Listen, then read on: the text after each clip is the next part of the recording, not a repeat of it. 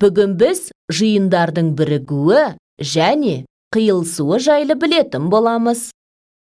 Суреттерге мұқият қара. Не бейнеленген? Өсімдіктерді ата. Бақ-бақ, кекіре, қашқаргүл, бәйшешек, қызғалдақ. Осы өсімдіктерді қандай жиындарға бөлуге болады? Дұрыс, мәдени өсімдіктер жиыны және жабайы өсімдіктер жиыны. Осы жиындарды А және Б әріптермен белгілейік. Мәдени өсімдіктерді адам өсіреді, ал жабайы өсімдіктер адамның күтімінсіз өседі. А жиынына, яғни мәдени өсімдіктер жиынына қандай элементтерді кіргіземіз? Дұрыс, қашқаргүл мен қызғалдақты.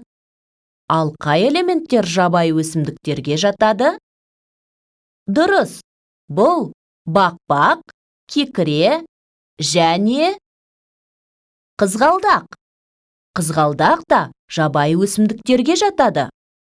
Адамның күтімінсіз далада, тауда өсетін қызғалдақтар болады.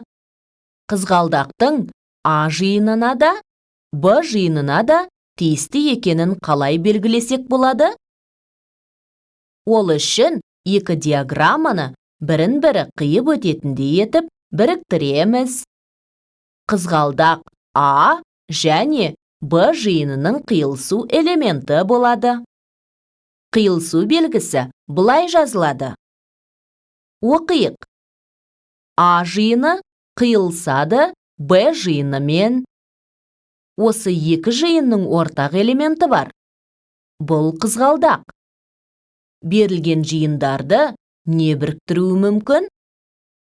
А және Б жиындарының бірігуі бұл элементтердің А жиынына да, Б жиынына да тиісті болуы.